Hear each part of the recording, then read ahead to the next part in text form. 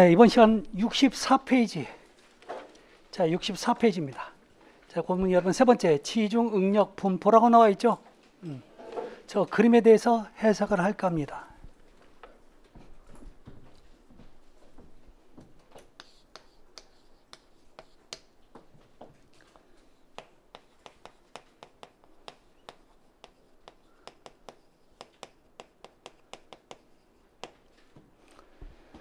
지중, 땅 속에 응력이 뭐였죠? 버티는 힘을 응력이라고 얘기하는 거죠. 어떻게 분포되는지 그걸 알아보자는 얘기입니다. 이게 말로 시험 문제가 나온 그런 지문입니다. 아셨죠? 자, 먼저 자 볼게요. 여러분, 점토 집안이요.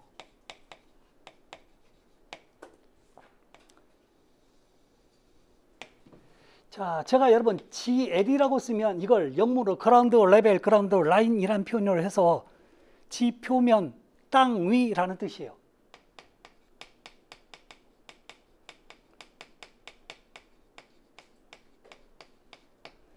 근데 꼭 GL면이 아니어도 상관없어요. 자, 이렇게 이제 지표면에 위에서 눌러주는 힘인데요. 이걸 여러분 뭐라고 하죠? 하중. 위에서 눌러주는 이름을 하중이라고 하는 거죠. 근데 여기서 여기까지가 이렇게 화살표까지가 길이가 위에서 눌러주는 하중입니다. 그런데 이 하중이 이렇게 골고루 있죠. 똑같이 하중의 크기가 똑같이 골고루 있는 걸 여러분 뭐라고 얘기하냐면 분포 하중이라고 얘기합니다.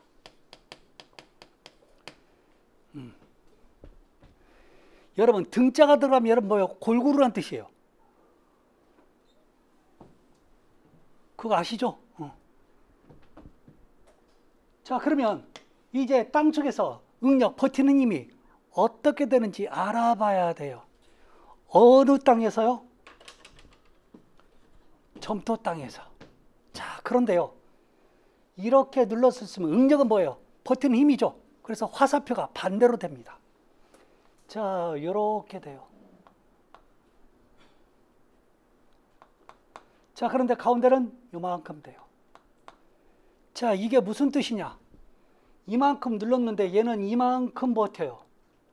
이만큼 눌렀는데 이만큼 버텼다는 얘기는 잘 버티는 걸까요? 못 버티는 걸까요? 잘 버티는 거지. 화살표 길이가 요만큼밖에 안 되는데 얘는 요만큼이 됐다는 얘기는 버티는 힘이 어때요? 크다라는 뜻이에요. 아셨죠? 이해되셨어요? 근데 이만큼 눌렀는데 화살표 길이가 이만큼밖에 안 된다는 얘기는 짧다는 얘기잖아요. 화살표가 짧으면 그만큼 버티는 힘이 적다는 뜻이에요. 그래서 얘는요, 저 분포가 이렇게 이루어집니다. 그래서 끝을 이어봤더니 어때요? 이런 식으로 되더라는 거죠. 자, 그렇게 점토 집안에서 건물을 짓잖아요. 그러면 어느 쪽이, 그럼 보실래요? 요 부분을 여러분 뭐라고 하냐면 중앙부라고 얘기하고, 그 다음에 이 부분, 자, 이 부분을 여러분 뭐라고 얘기하냐면 단부, 주변부 또는 가장자리라는 표현을 씁니다. 여러분들이 쓰고 싶은 거 쓰세요. 아셨죠? 자, 그러면 이렇게 점토 땅에 건물을 세우면 어디가 먼저 가라앉아요? 가운데가 먼저 가라앉는다는 뜻이에요. 이 그림 뜻 자체가 그래요. 아셨죠? 그러면 어디가 안 가라앉는 거예요? 가장자리, 단부가. 그래서 거기 우리 맨 위에 보면 1번에 점성토는 치마가 중앙부에서 발생한다 이렇게 나오는 거죠. 중앙부에서 먼저 일어난다 이런 식으로 나올 수도 있단 말이죠. 아셨죠? 그러니까 이 그림을 막 이 글씨처럼 외울 필요는 없는 거예요. 이 그림만 해석을 하면 되는 거니까. 제 말 이해되셨죠? 아셨죠? 네. 자, 그러면 점토가 있었다는 얘기는 여러분 모래땅도 있다는 얘기죠? 사절집안 한번 볼까요? 사절집안이요. 모래 땅에서는. 얘도 똑같이 등분포 하중이 작용이 됩니다.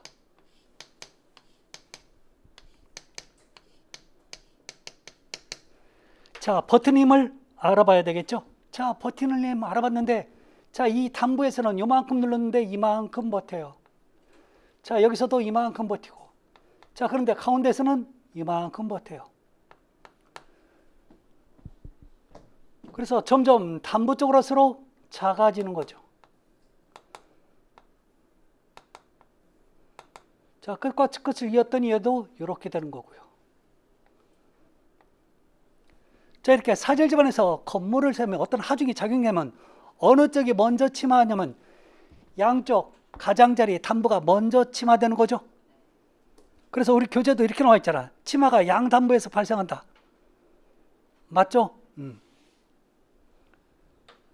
얘는 여러분 그림만 여러분 요걸 해석만 하면 돼요. 어려운 얘기 절대 아니니까요. 아셨죠? 자, 그럼 이제 우리가 봐야 될 건 뭐냐면 네 번째입니다. 자, 흙의 성질이에요.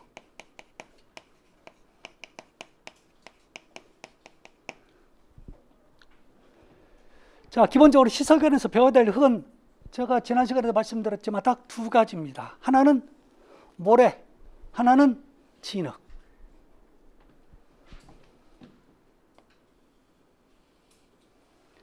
자, 여러분 모래는 알맹이로 만들어져 있어요. 알맹이. 자, 이게 모래요. 그래서 사질 집안이라고도 하지만 알맹이 형태로 되어 있다고 해서 입상토라는 표현도 써요. 같은 얘기입니다. 자, 그런데요, 진흙은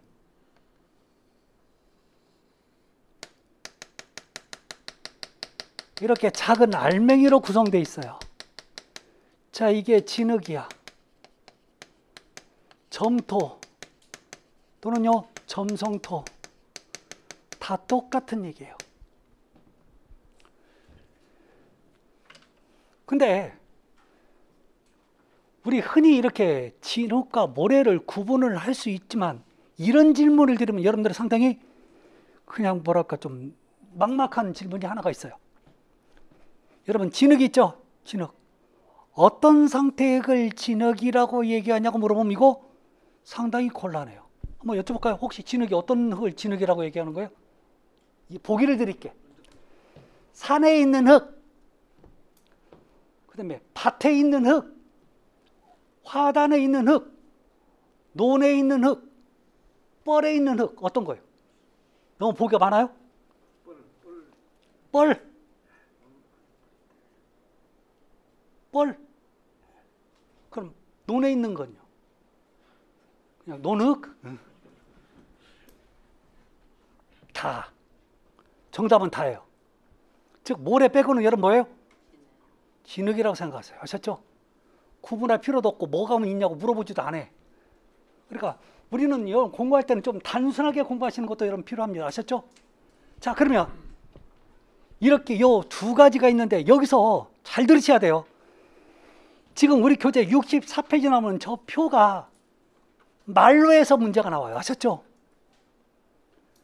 말로에서 나온다고. 그러면 저걸 왜 자꾸 틀리냐면 개념 자체를 이해를 못하니까 저걸 자꾸 이해를 못하는 거예요.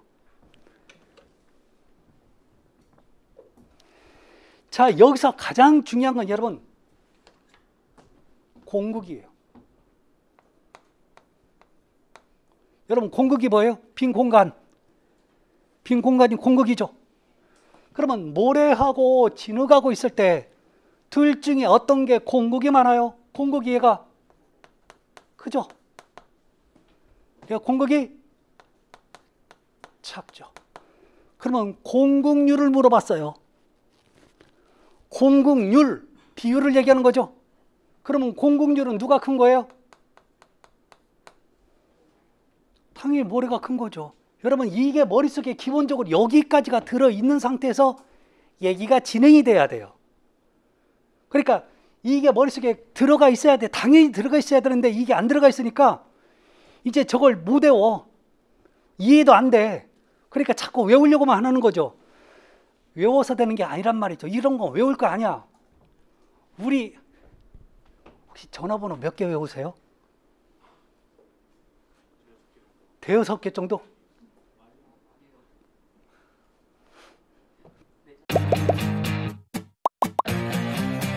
에듀윌 유료 회원만의 명품 교수 서비스.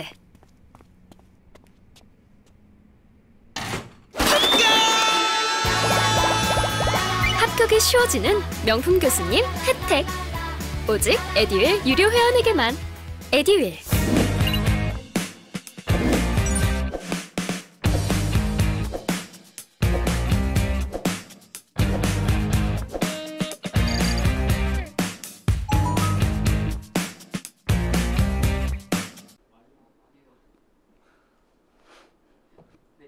가끔씩 저는 제 전화번호를 몰라가지고 헤맬 때가 있는데 내 핸드폰 봐야 돼. 우리가 요 정도란 말이에요. 옛날에는 여러분 우리 전화번호 못 외우니까 사무직에 있는 여자 격리분들은 어떤 분은 막 업체 다 외우시는 분도 있어. 근데 요즘 어때요? 외울 필요 없는 거죠? 저장이 다 돼 있는데. 그러니까 요즘 우리가 그만큼 암기력도 떨어지고 혹사 나이가 먹었죠? 사실 여러분 나이 먹으면 암기력이 분명히 떨어질 수밖에 없을 겁니다. 근데 뭘 좋아져요? 뭐는 좋아져요? 이해력은 좋아져요. 이해력은 높아져요. 제가 원하는 건 그거예요. 아셨죠? 암기하려고 하지 마세요. 젊은 분들은 막 해도 돼. 젊은 게 좋은 게 그거잖아요. 우리가 흔히 해서 맞고 품는다고 얘기하죠. 젊었을 때는 돼. 근데 나이 먹어서는 안 돼. 그래서 대부분 이 주택관리사를 공부하시는 물론 전문문도 하시긴 하지만 연장자들이 꽤 많기 때문에 제가 자꾸 하는 건 요 이미지를 이용해서 자꾸 여러분들한테 자 이렇게 강의를 할 수밖에 없습니다. 근데 이게 오래 가요. 여러분 한 번만 해놓으면 이게 기본이 됩니다. 아셨죠? 자 그러면 첫 번째 투수성에 대해서 얘기 좀 할게요. 여러분 투수성이 뭐냐면 물 빠짐의 성질이에요. 여러분 투가 어떤 걸 통과한다는 얘기죠. 물이 통과한다는 표현이 투수예요. 아셨죠? 자, 물 빠짐에 누가요? 모래땅이 투수성이 크죠? 요게 작아요. 당연한 거죠. 당연할 수밖에 없어요. 왜요? 공급이 많으니까 물이 잘 빠져. 자, 작아져요. 그 다음에 두 번째, 그 다음에 이제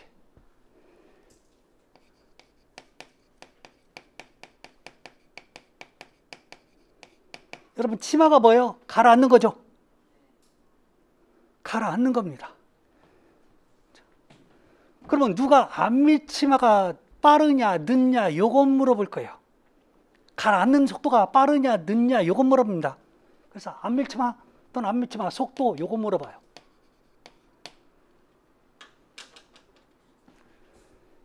자, 안밀치마 속도는 얘가 빠르죠.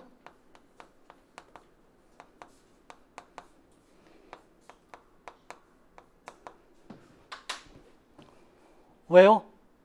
얘는 여러분 물 빠짐이 생기면서 바로 쑥 가라앉아요. 물이 빠지면서 그 공곡을 메꿔버린단 말이에요. 근데요 얘는 물 빠짐이 아직 안 생기다 보니까 그 공곡을 물이 못 메꿔주는 거죠. 그 다음에 물이 아직도 있다 보니까 그 물의 공간만큼 아직 치마가 안 되고 있단 말이에요. 그래서 어느 쪽에 빠르냐면 모래 쪽이요.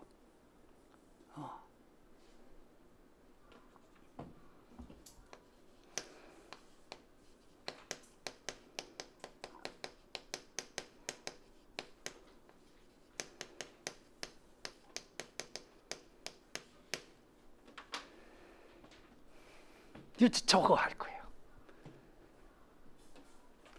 안밀 치마량, 치매량 얘가 작아요. 안밀 치마량은 얘가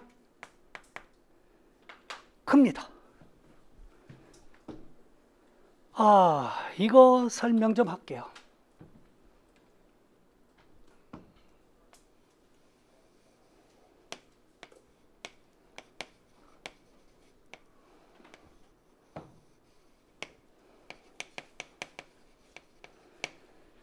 자, 똑같은 양을 갖다가 제가 모래를 집어넣고 똑같은 양의 여러분 진흙을 집어넣었어요.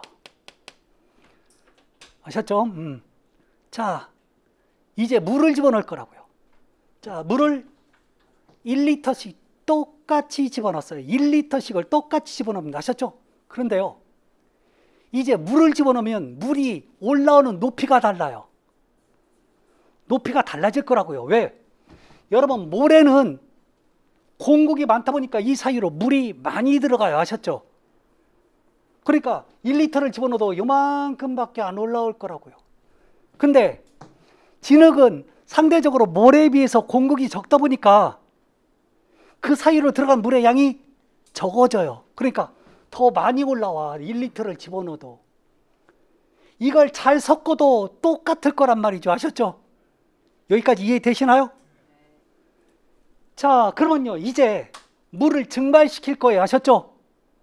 물을 말릴 거라고.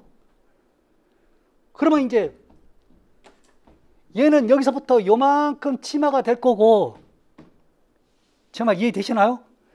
어차피 여기서부터 얘는 요만큼 치마가 되는 거죠. 이해되셨어요? 그러니까 얘는 이 안에 물이 다 들어가니까 여기밖에 물이 안 올라왔으니까 여기서부터 여기만큼 가라앉는 거고, 얘는 물이 요 위에까지 올라와 있죠. 그럼 여기서부터 여기까지 가라앉을 수밖에 없다고요. 이해되셨죠?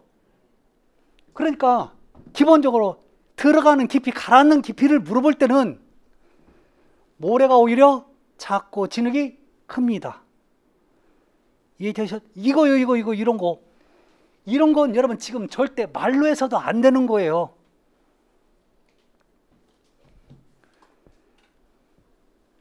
이건 잘해야 돼요. 다시 한번 얘기할게요.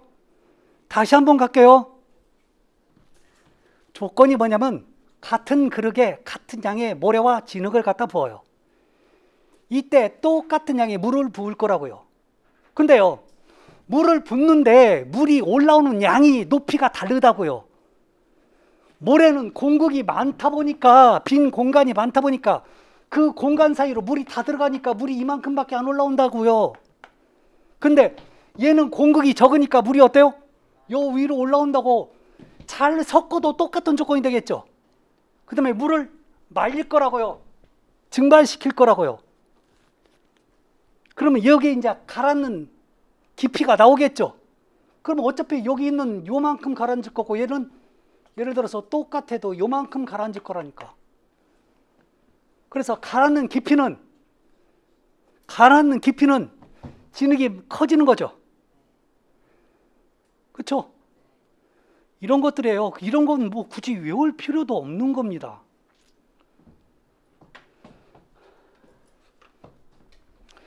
자,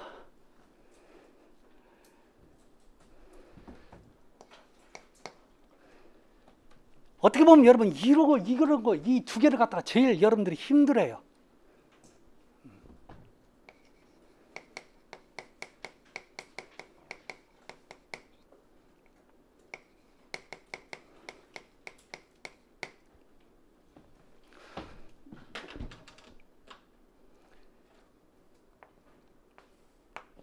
이 내부자를 빼고도 얘기할 수 있어요. 이게 무슨 얘기예요? 여러분, 마찰이 뭐죠? 서로 부딪히는 게 마찰이죠. 그렇지 않아요?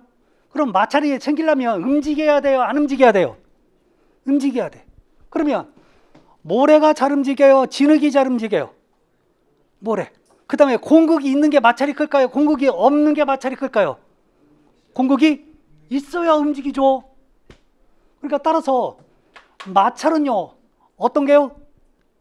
모래가 마찰각이 크다라고 얘기하고, 상대적으로 얘가 작아지는 거죠. 그 다음에 자, 여기에서 액상화 현상 한번 볼까요?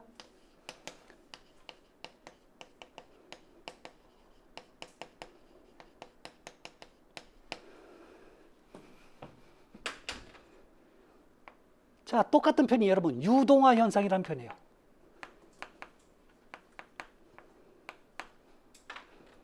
그러면 여러분 액상화 현상은 뭐냐?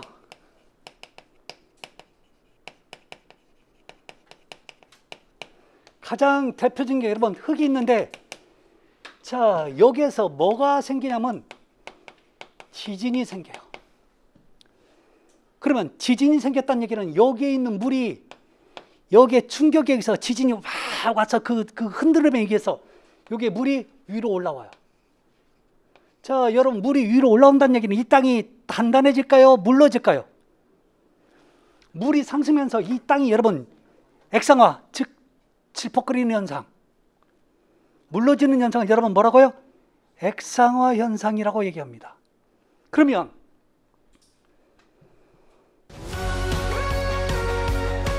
아무리 유명하시더라도 저랑 공부 스타일이 안 맞으면 그냥 안 맞더라고요. 애들 유료회원이면 교수님들을 고를 수 있으니까 과목별로 나만의 드림팀을 만드는 느낌? 저랑 꼭 맞는 교수님을 선택할 수 있었던 게 합격 비법이었던 것 같아요.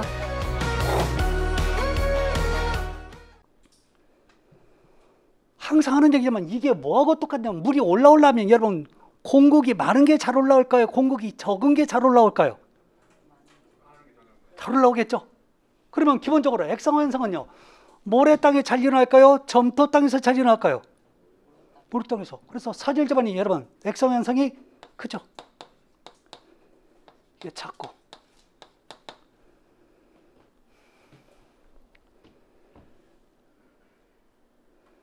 점착력이 뭐죠, 여러분? 끈적끈적거리는 성질이 점착력이죠. 둘 중 어떤 게 좋아요? 진흙이 좋죠. 이런 건 제가 공부 안 해도 말씀 안 드려도 알 수가 있는 얘기라고요. 아셨죠? 어렵나요?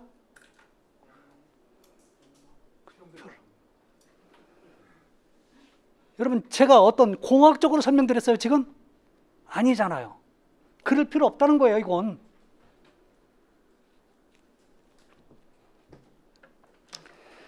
자, 그래서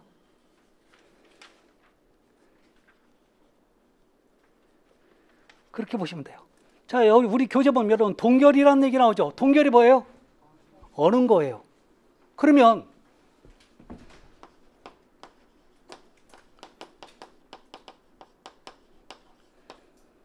여러분 얼려면 뭐가 필요하냐면 물이 필요한 거죠.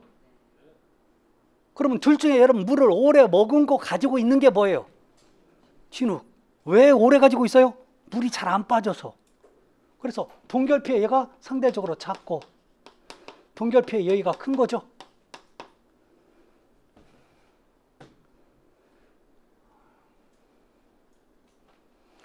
그래서 여러분 이 그림이 이런 그림들이 머릿속에 안 들어오고 노트 필기가 안 돼 있으면요 나중에 뭔 소리인지 모른단 말이에요. 조금이라도 이해하려고 조금이라도 나중에 생각하고 있으려면 저런 그림들이 필요합니다. 아셨죠?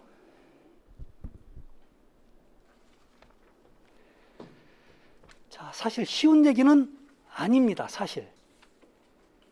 자, 그래서 그렇게 보시면 되고, 그 다음에 자, 이제 제가 해야 될 얘기가 어디냐면 67페이지 잠깐 볼까요?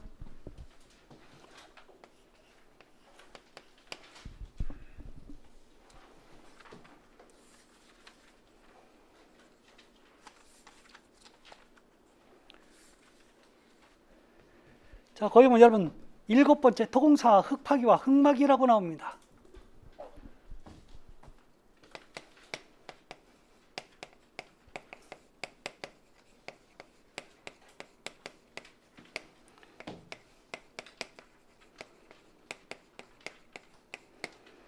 여러분 흙파기라는 얘기는 여러분 기초로 판다는 얘기예요. 기초파기와 마찬가지예요.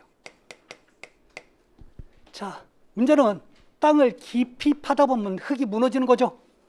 그래서 흙이 못 무너지게 막는 공사를 여러분 흙막이 공사라는 표현을 써요. 이게 상당히 또 중요한 얘기가 또 여기서 나오고 있습니다. 자, 그러면 우리 교재 페이지 기본적인 얘기를 먼저 할 겁니다. 페이지 67페이지 보면 맨 밑에 보면 1번 오픈 컷 공법이라고 나옵니다.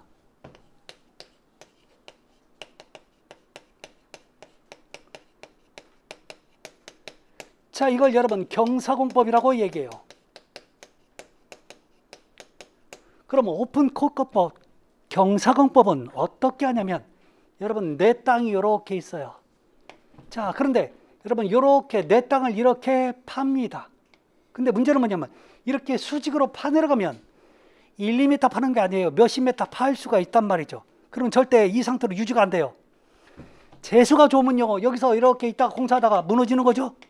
재수 좋은 거죠. 그럼 뭘 해야 돼요? 흙마이 공사를 해야 되는 거죠. 돈이 들어가.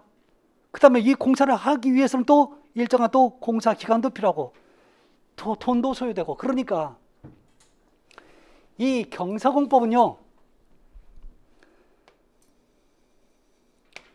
내 땅이 이렇게 있으면 내 땅을 파는 게 아니라 옆에 땅부터 파. 옆에 땅부터 이렇게 파내려가는 거죠. 자, 파내려가서 공사를 해. 그러면 흙마이 공사도 필요 없죠. 무너질 일도 없죠. 그 다음에 일도 굉장히 빨리빨리 할 수 있어요. 이게 여러분 경사공법입니다. 그래서 자, 일정한 요 각도를 하는 게, 이 각도를 여러분 휴식각 또는 안식각 이런 식으로 표현해요. 이런 각도를 주면서 파내려가는 공법입니다. 자, 그런데 이 오픈컷 공법은요, 이렇게 경사공법인데 주변에 건물이 없는 경우만 사용해요.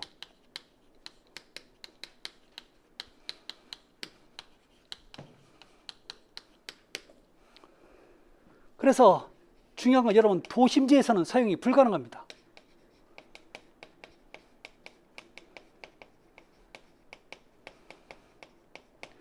자, 한다면 여러분 어때요? 안전한 공법이죠. 다른 공법에 비해서 여러분 안전합니다. 자, 여러분 잠깐만요. 여러분 공법이라는 표현을 쓰는데 이 공법은 공사는 방법을 줄여서 뭐라고요? 공법이라는 표현을 씁니다. 아셨죠? 공사는 방법이에요. 자, 이렇게 땅을 파는 방법 중에 하나, 첫 번째 오픈컷 공법, 다른 말로 경사공법이라 합니다. 자, 그러면 어떤 분은 그럴 때 여기만 파냐고 이렇게, 아니요, 여기도 팔 수 있는 거죠. 어디든지 다 할 수 있어요. 아셨죠? 자, 두 번째는 자, 부분 굴착 공법이라고 하는데 이건 여러분 절대 신경 쓰지 마세요. 이런 거에 신경 쓰는 거 아니에요. 또 기초 파는 공법 얘기를 할 겁니다. 나오는 게 여러분 아일랜드 공법, 아일랜드 컷 공법.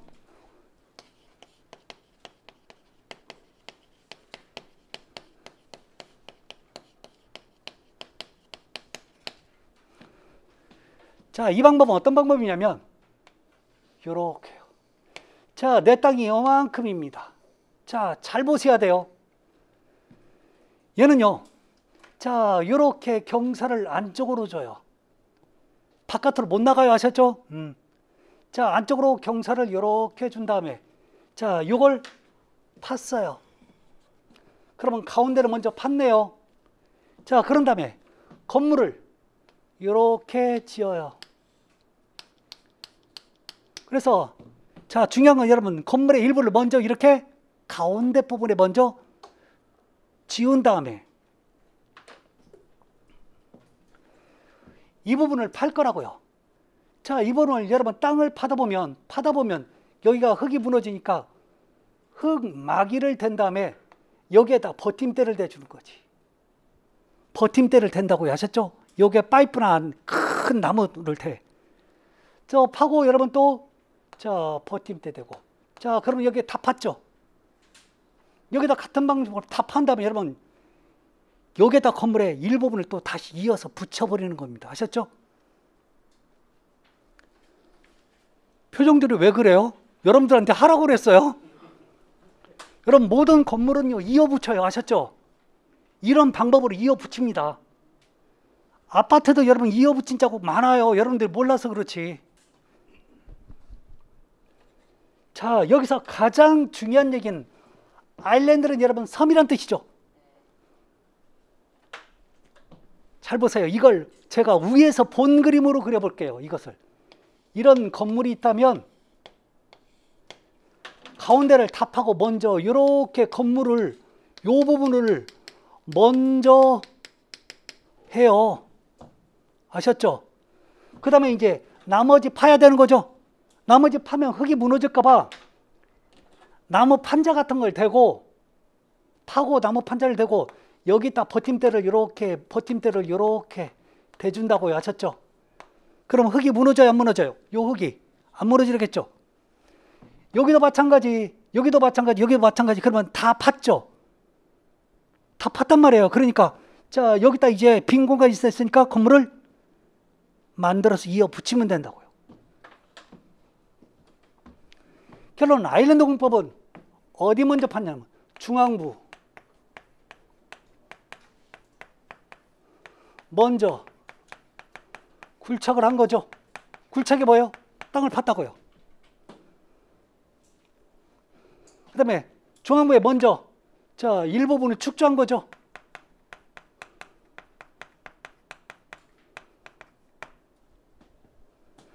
축조가 뭐예요? 지었다고요. 그래서 이 아일랜드 공법은요, 어디 먼저 팠냐라는 표현이 분명히 나와야 돼요. 이게 시험 문제 가장 많이 나오는 얘기예요. 혹시 주변부 가장자리를 먼저 팠다라고 나오면 틀린 표현이에요. 얘는 반드시 이렇게 가운데를 먼저 파서 건물의 일부분을 지어서 나중에 이어 붙이는 그런 자 공사 방법입니다. 그럼 이와 반대인 공법이 68페이지 동그라미 두 번째 있습니다. 자, 그게 여러분 뭐냐면 트렌치 컷 공법.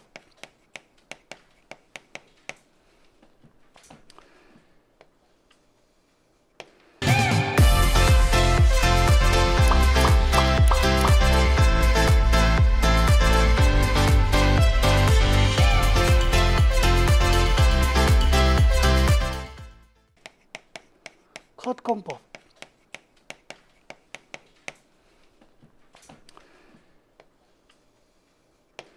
자, 내 땅이에요. 자, 여기다 건물을 딱 기초를 팔 건데 얘는 기초 파는 방법이 뭐냐면 여러분 여기서부터 일정한 간격이 있어요.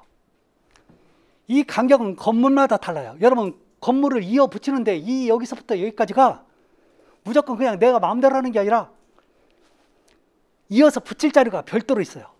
여기도 마찬가지예요. 이게 1m가 될지 5m가 될지 10m가 될지 아무도 몰라요. 건물의 어떤 구조에 따라서 달라지는 겁니다. 여기를 먼저 파요. 자꾸 무너지니까 여기다 나무 버팀대 같은 거 널판 자리를 이렇게 대고 지들끼리 버팀대를 대. 또 파면서 버팀대 대고.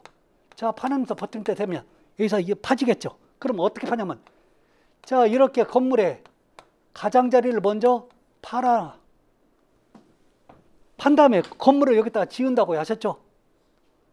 여기다가 여러분 건물의 일부분을 먼저 지어요. 건물에 먼저 일부분을 지었다는 얘기는 이 흙을 못 무너지게 만드는 어떤 하나의 벽이 만들어지는 거죠. 그러지 않겠어요? 그러면 가운데는 여러분 맘 놓고 파도 되잖아요. 그래서 가운데 나중에 파서 이제 건물을 이어 붙이면 돼. 중요한 편.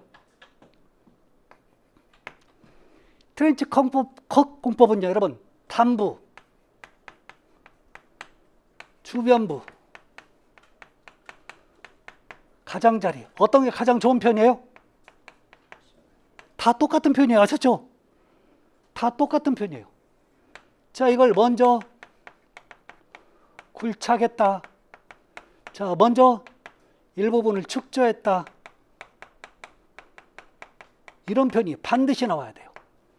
그러니까 아일랜드는 여러분 섬처럼 가운데 먼저 만드는 거고 트렌치가 여러분 트렌치란 말 뜻이 여러분 뭐예요?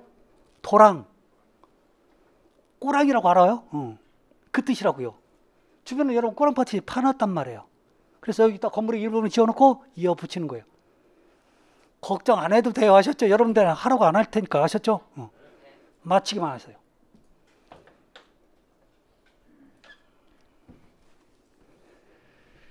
자, 그래 보시면 됩니다. 이게 가장 기본적인 공법입니다. 아셨죠?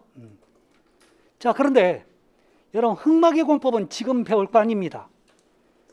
자, 그런데 여러분 70페이지 보면 뭐가 나오냐? 흙막이 공사시 주의사항이 나와 있죠? 이 얘기는 조금 하고 가야 돼요.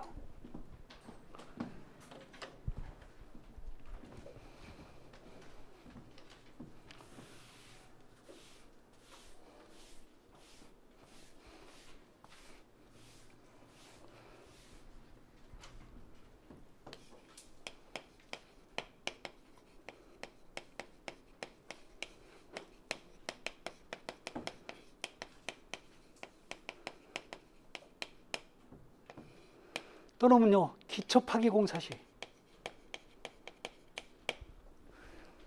여러분 흙막이가 뭐라고 그랬죠? 여러분 땅을 깊이 팔 때 옆에 있는 땅이 무너진다고 그랬죠? 그는 못 무너지게 막는 걸 여러분 흙막이라고 합니다. 제가 한번 얘기를 한번 해볼게요.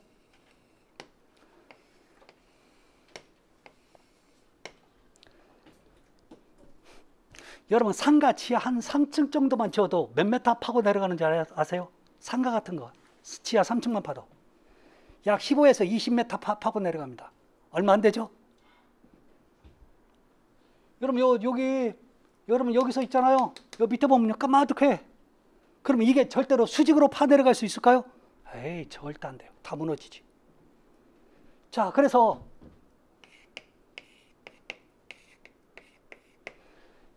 여기를 보잖아요. 어떻게 하냐면 여러분들이 아는 H빔 즉 H형광을 그냥 막는 게 아니라 여러분 먼저 드릴로 구멍을 수직으로 뚫어요.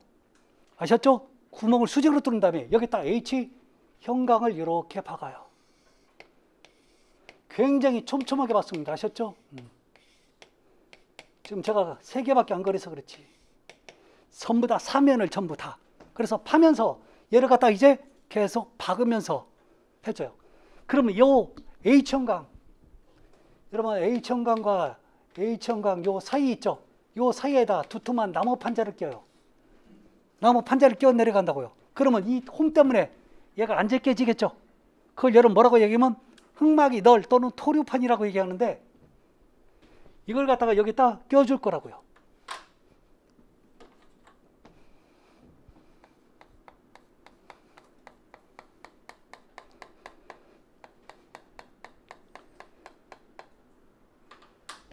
이게 가장 우리가 많이 본 흙막이 공사입니다. 여러분 도로병이라든지 공사할 때 보면 저런 거 많이 보셨죠? 나무 두툼한 나무판이 껴있는 거 보셨잖아요. 아마 보셨을 거예요. 자 문제는 지금부터입니다. 자 여기가 이렇게 있다고 칩시다. 근데요 진짜 이게 어마어마한 나중에 포압이 작용되는데 자 그러면 포압은 어떻게 작용하냐? 어차피 이쪽으로 무너지려고 하는 이 수평력의 힘이 작용합니다. 자 어느 정도까지 여러분 수평력의 힘이 작용되는데 이제 깊어지면 흙의 무게 때문에 얘가 이런 힘이 작용이 돼요. 이렇게 해서 자 이렇게 해서 작용이 되는데 문제는요 지금부터요. 자 여기서 딱 힘이 오는데 막는 게 없어. 막는 게 없으면요 이 힘이 차고 이렇게 올라와요. 깊으면 깊을수록 이런 현상이 많이 생깁니다. 자 밑에는 지금 뭐냐면 흙이에요. 이렇게 여러분 정리를 다 해놨는데 그 다음날 아침에 가보잖아요. 그럼 요 부분이 볼록하게 올라와서 축축이 젖어 있어요. 그래서 제가 위에서 올라타잖아요. 그럼 폭 들어가는 게 아니야. 절대 안 들어가요. 근데요 출렁출렁거려. 그 느낌이 왜 우리 똥배 나오면 좀 출렁출렁거리죠? 왜 대답을 안 하신대?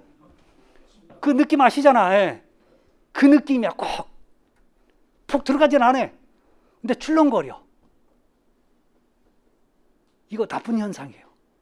이 현상을 두 가지로 우리 교재에서는 얘기해요. 이렇게 솟는 현상 아셨죠? 제가 무슨 얘기인지 아셨죠? 이렇게 기초 밑면이 이렇게 솟아오르는 현상. 첫 번째 히빙 현상.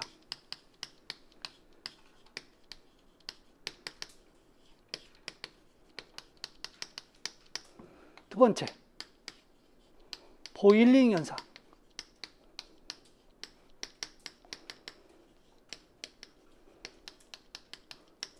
여러분 아까 우리는 보링을 배웠어요.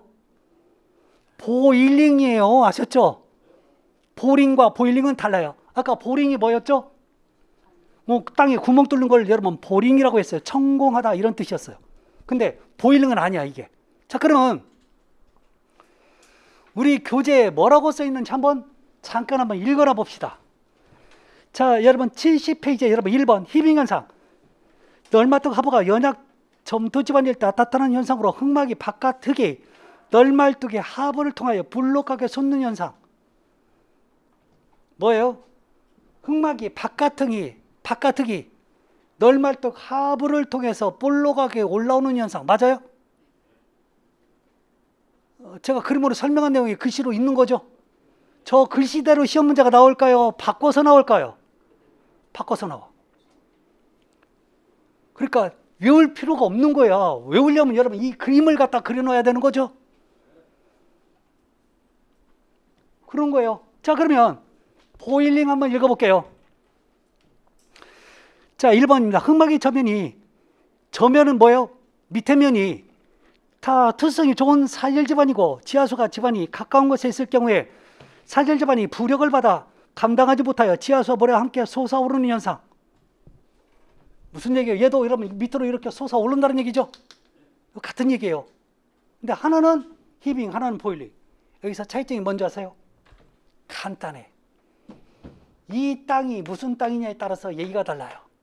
즉 여러분 히빙이란 표현을 쓰면요, 이 땅은 여러분 뭐예요? 점토 집안일 때 일어나는 거예요. 점토 집안이면 여러분 무슨 현상이에요? 히빙 현상. 자, 보일링 현상은 요 무슨 집안일 때요? 사질 집안, 모래 집안일 때. 그게 포인트라고요. 아셨죠? 어떤 설명이 중요한 게 아니라 여기 들어있는 이 땅의 표현이 바뀌어버리면 틀린 거예요. 다시 가요. 이 땅이 모래 땅이라고 얘기했을 때는 무슨 현상이라고 얘기해야 돼요? 모래. 보일링 현상. 이 땅이 점토라는 표현이 나오면 이건 히빙 현상이 되는 거죠. 시험제를 그렇게 바꿔 나와요. 아셨죠? 그러니까 이런 현상을 외울 필요는 없어. 아, 저렇게 이렇게 흑마이 공사를 다 해서 밑에까지 정리를 다 해놨는데 여기서 흙하고 물하고 볼록 올라와. 상당히 많이 올라와요. 아셨죠? 묘지 본붕처럼은 아니어도 상당히 많이 올라온다고요. 그래서 그 밑에 출렁출렁 거린단 말이에요. 올라가면. 이러한 현상을 히빙 또는요 보일링 현상이라고 한다는 거. 히빙 현상은 무슨 땅일 때? 이 땅이 점토 집안일 때. 자, 보일링 현상은 이 땅이 사질 집안일 때 일어난다는 거. 이게 가장 큰 표현입니다. 자, 파이핑 현상은 뭐냐면 요 흑막이하고 흑막이 요 널 사이가 여러분 꽉 이렇게 밀실하지 않아요. 이렇게 엉성하게 벌어져 있어. 그래서 파이핑 현상은요,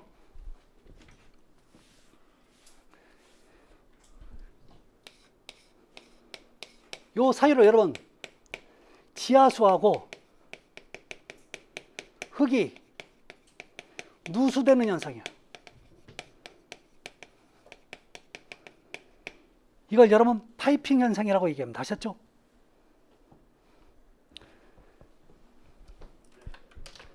다른 거 없어요.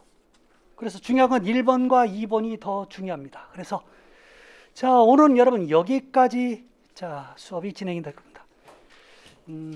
자, 간혹가다 여러분 안 한 부분은 제가 심화 시간에 별도로 또 자 말씀을 좀 드릴 겁니다. 아셨죠? 그래서 자, 오늘 한 얘기도 여러분 상당히 많은 얘기를 했습니다. 자, 그래서 사실 보세요. 여러분 지금 오늘 72페이지까지 나왔는데 중요한 건 뭐냐면 여러분 정말 빠지잖아요. 그럼 이걸 채우기가 굉장히 어렵습니다. 그래서 되도록이면 여러분 수업 시간에 빠지지 마시고 자, 반드시 출석을 하셔가지고 좀 정리를 좀 하시고, 그 다음에 다음 시간 오늘 보니까 여러분 노트가 없으신 분들은 좀 노트 필기하는데 상당히 좀 애를 먹었을지도 몰라요. 그래서 다음 시간 여러분 노트를 준비하셔가지고 노트 필기를 반드시 하시기 바랍니다. 아셨죠? 자, 오늘 고생 많으셨고 다음 시간 뵙겠습니다. 감사합니다.